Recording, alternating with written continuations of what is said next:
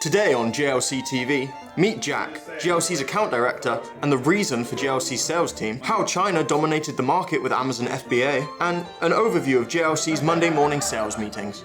We got a little split, but anyways. Firstly, we're with James, explaining the reason behind the Monday morning sales meetings. Right, first day of 2024. Every single, well, it's a Tuesday, but every Monday we have Monday morning sales meetings. So it's a bank holiday. We obviously got Monday morning sales meetings on a Tuesday. Beak's making a coffee right now before the meeting. We're going to come back here. At the start of every single week, what we do is to get both the companies together. Because we have Europe and UK, it's more important than ever to make sure these meetings are happening. It shows that you're connected to everyone. It shows that we have a real understanding of what's going on in the business. And it also gives other people an opportunity to say, well, like, oh, I've got a quote for 1,000 of this. And another person said, oh, I didn't know anyone was asking for that. So it's a way of like getting some dialogue between the company. We have been having them now for around probably 8 years. JLC has not always been to the scale it exists today. In the beginning, JLC was a retail business bringing products to customers directly. But with pressure from China, JLC had to adapt. 13 years the company's been going, yeah. Back in the day, it used to be meetings about new products. So we would like say, pick 100 new products and maybe 5 would work. So the business model would be like throw loads of different products and hopefully a couple do well. But the ones that do well do so well that they pay for all the bad stuff. But the amount of stock we would run through and lose was crazy. It was a real hard business to be meticulous with, you know. It was really good. It just got hard to make money in the end because the relationship that China had with Amazon FBA, you had people from China filling up Amazon FBA, selling at a price that we couldn't sell for because they weren't VAT registered. Yeah. And suddenly it was impossible to trade as a VAT registered company. So yeah, that was it. But everything happens for a reason, you know, the B2B is here. Here at JLC, we have a vast catalogue of products. But even so, that doesn't stop us from expanding and procuring other products for our customers. We get like probably 10, 20 products every quarter, new stuff. But most of our new products are found by our customers. We get a few people who will ask for this, ask for that, because they know us as people that they can ask for anything. Like, for example, Jack sold people horse mats. So we sold to a reseller who sold to a police department horse mats. Obviously, our specialty is IT peripherals. But if someone phones us up and they need to get something, like we will be able to source it. We will work heaven and hell to go find whatever it is they need. And because of that reputation, it also leads us to find new products because people come like, oh, have you got this? And we're like, oh, yeah, we will get it for you. And then we start putting it in our catalog and then other people start asking for it. And then suddenly, bang, we have a new product. But it was a customer who found the product for us, not us. We used to go to China every single quarter, but we haven't done in a while, obviously, because of but also our sales are more reactive than proactive because we're trying to find out what the market wants. Just going out to look at new products isn't necessarily the best thing for us. Because the other thing about us is we don't deal with the end user, you know? We deal with the reseller and the reseller deals with the end user. So it's actually a very difficult business to put pressure on in the sale. Because you could say like, buy now and I'll do this deal. Like, so what? The reseller's dealing with the police force and the police force don't care about the deal. So it's a very, very unsleazy way of selling. It's very different actually because back in the day I used to sell at Dreams. I was at Dreams, the bed shop. So that was the opposite, you know, it was hard selling. Do not let them out the door unless they bought a bed. With this, it's just, you gotta be fair. You got to present it to the customer and it's all about long-term business because if you do short-term stuff now, put too much pressure, they won't call you again. So Europe has theirs at 9 a.m. Sometimes we bring everyone in together, but since it's a big company meeting today and everyone is in, I want to make sure that everyone got the time. So did the European meeting at 8 a.m., which is 9 a.m. local time because they're an hour ahead of us. They gave us their ops, so we're hoping. Last month we didn't make any money in Europe, but we break even, which was good for December because we thought we were going to lose money. This month we're going to make profit, and we need to make profit. We have the Consumer Electronics Show this month in Las Vegas, and we have a lot of expenditure to cover. Next up, meet Jack, JLC UK's account director and the first salesperson at JLC. Jack was the original. He was the first person to ever pick up a phone and sell JLC. It was his idea to even pick up a phone and sell JLC products. He was packing phone cases, and he goes, oh, let me sell. He didn't want to pack because he's colorblind. Jack, come in. We're just saying, it's your idea to pick up a phone and even call us in the first place. Yeah, it was. Yeah. How's it going, bro? Yeah, good. And you know what? Today marks the day is my 11 years. Is it? Yeah. Wow. 11 years on the nose today. Hey, Yeah. Jan 2013. And Jack has actually owed a Rolex by the company for serving 10 years at the company. He's owed a Rolex, but he's been on the waiting list, I think, for well now, obviously a year. Waiting list for like almost 3 years. So, yeah. And I've been like simping them hard. Like I've been like, whenever I go into like Goldsmiths or whatever, I bring in some donuts. I brought in my mum once, because my mum loves a chat. So mum's like, she knows, like everyone knows my mum as well. So yeah, we do what we can. Yeah. Well, so like, oh, I'm gonna have it out of Rick. You want to see this? chairs. Oh, we won't do that again. That what happened? went down like a lead balloon. When it was a few years ago now. I don't know. I thought I'd put a pin, like literally, like a thick pin underneath Ricky's chair. And I haven't met Ricky yet, but he's the type of guy that he's quite like stern, and you wouldn't think that. Anyway, I've never seen the guy move so quickly. Like sat down and was there like, oh. So it was like one of those moments where like if you ever got like siblings and stuff like where you like hurt them and they're like, oh shit, and I'm like, don't make a scene, don't make a scene. He made such a scene. What he always does, right, is you go upstairs and Ricky, like, hey James, do you want a pack of skips? You're like, yeah, nah, no worries. And you start eating them, and then Jack comes up, like, oh, whereabouts my skips? And he's giving them away.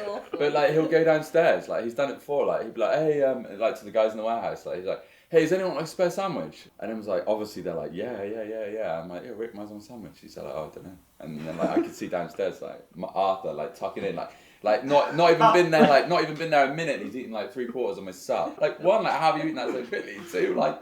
Do you not question, like, how are we not learning that this is what Ricky's about? Yeah, the things he does. I'm like, oh.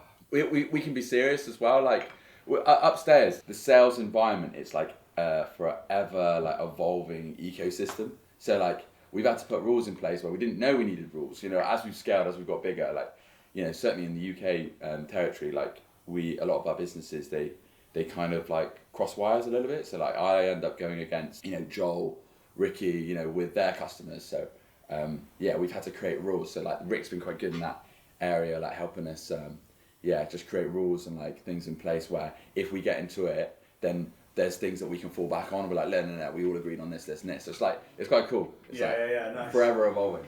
Before we start the Monday morning sales meeting, let's first meet a few more of the team. Hi guys, I'm Natalie. What's my job title? I'm an internal account manager and a team leader. I've been here in March, it'll be like 3 years. I started as a sales support and now I've worked my way up and I really enjoy it. Hi, I'm Penny. I've been here, I'm not sure if it's 3 or 4 years actually. It'll be my anniversary soon anyway. And I'm associate account manager. How's it going? Josh, account executive here at JLC. Been working here since probably last September. Yeah, something like that, just over a year, and we're still here, so it's going good. My name's Joel. Been working here about 5 years now. Account director. It's great working here. All the guys are great. Now, we go into the Monday morning sales meeting. First week of the new year, and yeah, December obviously wasn't as we'd hoped. I think we did better than we expected we would in Europe, but we only made nominal money in UK, and I would say with any like stock wastage and stuff, probably didn't even make money. It's so important this month that we make money because we haven't performed the way we need to. So January, £1,000 combined out the door is what we need. Harry, if you talk about your plan for the week. So up for the week, I'm hoping over the Christmas period I was going to get 400 cases, screens, plugs, cables, and then like another 150 car chargers and holders, things like that. But I think her customer was off for Christmas, so hopefully try and get that one in this week. Plan for the week, just start reaching back out to everyone again. Got some nice things lined up with so that's my main push start of this year. Alright, perfect. Good luck with that. Penny, how are we looking? There's nothing I know for sure at the moment, but there's a lot I need to pick up, which was like pushed over from December. Right. So the 300 privacy screens and 200 iPads, 10.2 cases. Alright, make sure you all guys hit the road running today. And like anyone who like's forgotten about us over Christmas, just like reaffirm. What about you, Joe? Anything you know? I got samples landing. They should already be with us actually for 3,000 Lenovo films. Like that. Nice. They need them really urgently. They said they'll be placing it straight away, so that is one that will be quite likely. They can't find the model anywhere else, so I think we're pretty tied on for that. And did any of your big stuff from last month that didn't come, is it likely to come in now? Yeah, it is. Yeah, loads of mine got dragged over. So knowing from what you had in December, are you expecting a big month? I think I am expecting mid-month. Yeah. There's lots of stuff. I know Jack's got a big one. I don't know if he's mentioned it or not. You're waiting for me. You just. We got a little split, but anyways, he'll go on to that. But yeah, anyways, there's some good ones. Yeah, it should be a good month. Jack, how are we looking? Well. So we are expecting a big one this week from the job. Top line 146k. 146k? Yeah, it's nice. Mega, bro. Yeah, it's really good. And like that's like there's more of that to follow as well. This is just like the main bulk, and then hopefully we should get some more. But yeah, same as Joel. A lot of my ops didn't drop in December will be rolled over to Jan. So you were expecting a big month then? Yeah. And not just optimistically, you think that a lot of the stuff that should have come in? Yeah, like as well, I got a load of samples out there, like quick fire samples I sent over the Christmas period, which they were making decisions for in Jan as well. So it's nice, yeah, a lot of stuff like, and it's not like obviously we've got that big one, but I've got spread out, I've got some nice ones. Standalone would be good. So if just like a small percentage of those came in, then I'd be happy. Perfect. Josh, how are we looking? Yeah, I got 2 ops totaling to 115 keyboard cases. They were going for some Logitech options, but our option was much more cost effective. Alright. And yeah, they were going for Logitech, and we come in a lot better than them, so I think it's going to be a no-brainer for us. Perfect. And what's the plan for the week? Just going to be reaching back out to people and just make myself known, really. Lovely. Alright, cheers guys. So, out the door as a number, we're going to surprise ourselves. It's going to be a crazy month because we had stuff that should have come in last month. Door, and if we get door, we're going to do the 2 bathrooms out. So we're going to put like tiles and get a new bathroom, new sink, and do like a back wall, so there's a separate place to do the like mugs and that. And we can do that. We got a lot of stuff about to come in, so that should be ice. And then as soon as that's done, on January we'll appoint them in, and then the toilets will be sorted out. And just a reminder, Chinese New Year, so just any big ops that you've got at the moment, just really push to get them over the line. There's some products that they're going to struggle to get now. So yeah, whatever you can do to get them over the line ASAP. Perfect. All right, cheers guys, let's have a big week. And the toilets aren't that bad, they're just old. Back to business with Luke, taking the operations meeting. After I do a sales meeting, Luke takes the ops meeting, and I go to the finance. So I'm going to go do the finance meeting, which is confidential. I'll leave you guys to it. Right, morning guys. Happy New Year. Just a few things. We are moving in the right direction with our locations. We've brought in DocuWare, we've got the automated profit tracker. We're shipping more orders than we were. From my point of view, the operation's in a really good place. Saying that, there's always more that we can be doing. And whilst I'm pleased with the improvements we've done, there's still a lot more that we can work on and improve. So for this, me and Arlene have discussed, the main aim remains the same. We want everything with a location off the floor so it's easy to find, so anybody can pick it, and it's a lot easier for everybody. Yeah, as I said, great job 2023, a lot more to come in 2024, so yeah, let's have a good one. After the operations meeting, Luke wanted to give us a more in-depth look at what he has plans for the future and his work so far. If I just talk through a few of the points where we were and where we're at now. So 18 months ago, we had a lot of our processes were manual, and we still are an overall manual warehouse, but we're slowly integrating more automated processes. One of these is called DocuWare. Previously, if I just grab an order for an example, an order would come through into our purchasing inbox.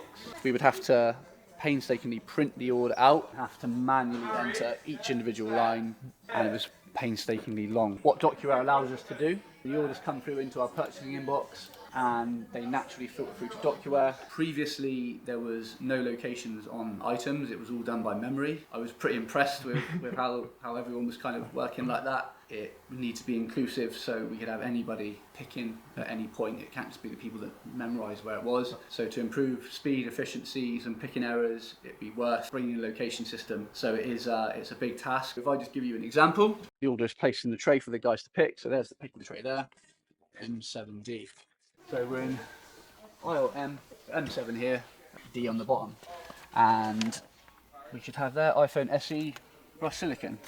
So there we have that. Next part was customer errors. So customer service is obviously massive as a business. If you can show and showcase and highlight how good your customer service is and how seriously you take it. This sheet here is how we track our customer errors. If we look through December, it tallies for me at the bottom. I target the guys on minimum 3% customer affected errors, but we're around the sort of 1.5% mark at the moment, and for a manual warehouse I'm comfortable with that. For 2024 I'd like to just improve on what we're currently doing. Slightly longer term picture, we would like to bring in more automation. Get your party hat on for an introduction and a birthday. Say happy birthday to Olivia, JLC's customer relations, brought to you by the Birthday Squad. Wow. Happy birthday. Happy birthday to